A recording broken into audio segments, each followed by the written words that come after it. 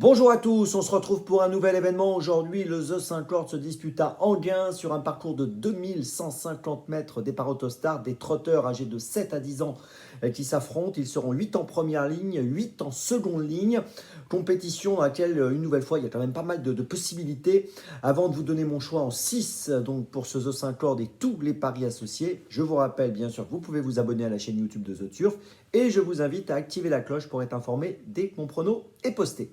Allez, j'y vais. En 6. Bien écoutez, j'ai retenu en tête un concurrent de la seconde ligne, Fonzi Deripré, qui porte le numéro 16, qui est le favori de la presse en général. C'est vrai qu'il a remporté 2 courses au mois de septembre sur l'hippodrome de Vincennes. Il est associé à Alexandre Abrivard dans cette course. Il a déjà gagné sur l'hippodrome d'Enghien et sur ce parcours en particulier. Il est en pleine forme, il a beaucoup d'atouts. Ça semble être un favori solide, un point d'appui évident. En deuxième position, j'ai retenu le numéro 9, Éclair de Kéroset, qui vient de finir deuxième derrière Fonzi Deripré à Vincennes le 17 septembre dernier.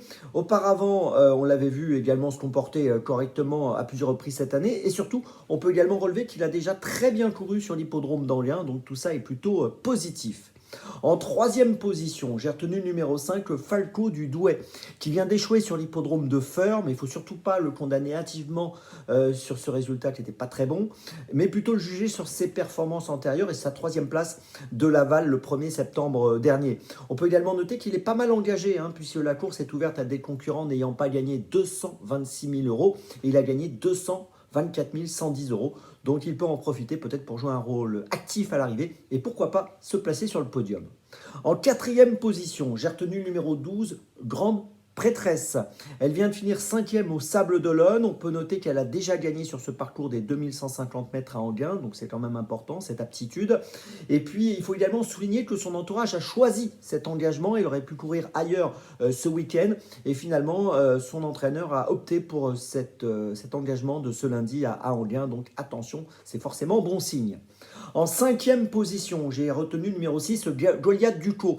Alors c'est un 7 ans, lui aussi, il y a 2 7 ans dans la course. Il y a Grande Prêtresse et Goliath Ducos. Il reste sur une 3e place à Vincennes le 2 septembre dernier. On l'a vu bien gagner à Lignières au mois de juillet. Globalement, il réalise une année plutôt correcte et logiquement, donc c'est un concurrent qui doit pouvoir figurer activement à l'arrivée et au moins prendre une place. Et puis en 6e position, j'ai retenu le numéro 2, Franceville, qu'on a vu gagner à Cagnes-sur-Mer cet été, au mois d'août. Depuis, on l'a vu conclure 2e à Laval, c'était mi-septembre, le 18 septembre pour être précis. Et en première ligne, Franceville me semble donc tout à fait compétitive pour garder peut-être une 3, 4e ou une 5e place dans ce The 5 ordre.